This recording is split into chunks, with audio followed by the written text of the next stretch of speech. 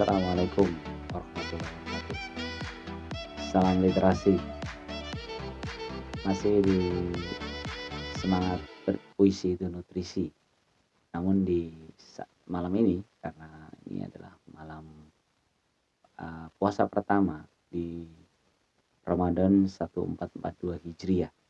Saya sudah memikirkan cukup lama, sekitar 2 bulan yang lalu, untuk mengisi hari-hari di bulan Ramadan ini dengan berharap sih ya ada manfaatnya gitu ya, sehingga saya terpikir satu segmen gitu ya, berpuisi itu beri makna puasa dengan berbagi inspirasi berpuisi.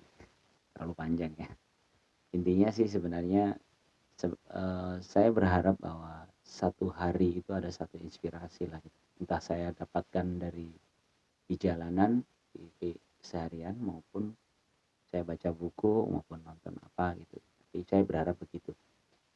Pada hari pertama ini saya mendapatkan kiriman di salah satu WAG ya, WhatsApp grup komunitas sastra Kementerian Keuangan. Saya mendapatkan puisi yang indah gitu, menurut saya, karya teman kami di Suwandi di Suroso. Mas Suwandi ini biasa menulis puisi dan keguritan. Ini yang versi bahasa Indonesianya saja ya, karena kalau bahasa Jawa saya harus translate ke beberapa teman yang nggak ngerti bahasa Jawa nanti. Judulnya Tarhim. Saya bacakan. Tarhim. Dada yang selalu dahaga. Bersama telinga selalu mengembara. Dengan lidah yang kerap menjadi belati. Langkah kaki tiada pernah berhenti. Jatuh daun kering dari pucuk-pucuk kelapa. Hanyut pada air laut yang semakin surut. Sedang mata-mata sayu selalu menunggu sebilah bulan merah di ufuk senja. Orang-orang berjalan dalam penantian di antara dinding-dinding kehidupan, antara raga dan batin. Di manakah jalan yang harus dipilih? Di hilir malam, di hulu haribaan, tarhim itu menjadi waktu. Manusia bersimpuh dalam layu, berharap suci kembali tanpa debu. Diakhiri dengan kalimat ucapan selamat menunaikan puasa Ramadan 1442 Hijriah. Suwandi di Suroso. Ini puisi yang lembut menurut saya, tentang suasana kebatinan seorang yang menghampiri bulan puasa. Jadi dahaga yang dirasakan oleh seorang yang puasa ini digambarkan oleh Mas Wandi sebagai dahaga yang tidak sekedar dahaga, melainkan kebutuhan kita atas asupan spiritual. Telinga-telinga yang selalu mengembara, mencari-cari, ya, jadi semangat ikut kajian, semangat mendengarkan. Mungkin yang sibuk, mungkin dia rajin buka YouTube, mendengarkan ceramah-ceramah keagamaan. Ketika dia berbicara dengan teman-temannya yang biasanya liar, mungkin dia lebih hati-hati untuk menangkap inspirasi-inspirasi positif. Jadi langkah-langkah yang tiada henti. Dan dia juga lidah-lidah yang kerap menjadi belati. Jadi di bulan puasa ini tiba-tiba kita jadi lebih hati-hati terhadap lidah kita yang jangan-jangan kita menyakiti orang lain sehingga puasa kita menjadi sia-sia. Jatuh daun-daun kering di pucuk kelapa, hanyut pada air laut yang semakin surut. Ya. Sedang mata-mata sayu selalu menunggu sebilah bulan merah di ufuk senja. Ini tentang hilal. Bagaimana puasa ini dimulai dari kita menunggu hilal nampak. Hilal ini adalah bulan di awal bulan nampak, baru kita masuk ke puasa. Ini sebenarnya fenomena menarik. Ini menarik karena hubungan antara ibadah itu dalam Islam memang selalu terhubung dengan suasana alam, suasana pergerakan alam.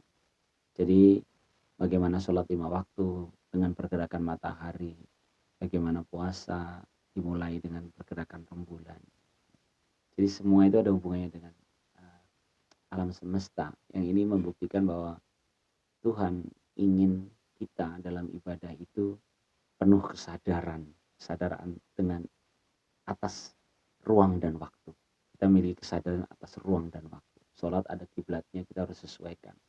Kita harus tahu GPS-nya, kompasnya gitu.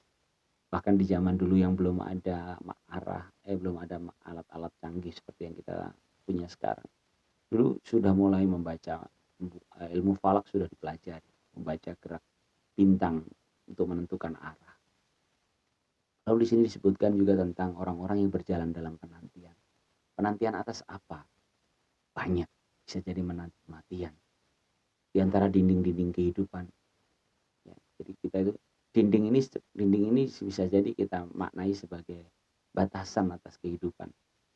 Enggak semua itu mudah kita jalani. Tiba-tiba kita bisa terbentur saat kita salah melangkah.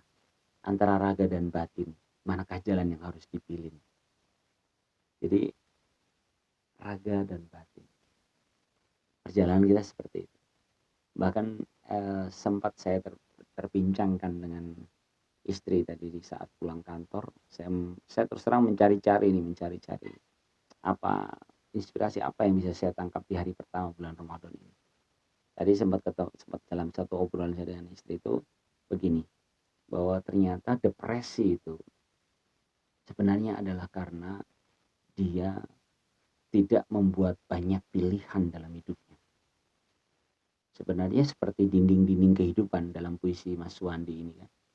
Dinding ini ketika kita salah memaknainya, kita akan terbentur-bentur saja. Dan terbentur itulah luka, dan terbentur itulah depresi.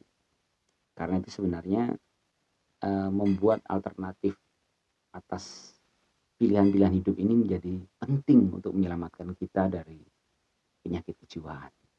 Kata Al-Ashr, surat Al-Ashr kan, demi masa manusia itu akan merugi kecuali dia beriman, beramal soleh, saling menasihati dalam kebaikan, dalam kebenaran, saling menasihati dalam kesabaran. Saya ingin dalam kalimat yang terakhir, saling menasihati. Saling menasihati ini berarti kita membuka diri untuk menerima masukan dari orang lain. Ini adalah bagaimana kita menangkap, menerima, untuk membuat alternatif pilihan-pilihan atas kehidupan kita. Sehingga ketika kita mengalami kegagalan, kita itu bisa tetap tertawa karena memiliki cara pandang yang lebih banyak gitu. Ramadan tahun ini menjadi Ramadan yang padat inspirasi positif untuk kita semua, sehingga kita bisa lulus dalam sekolah Ramadan ini dengan nilai yang bagus, berprestasi. Wow. Salam. Assalamualaikum.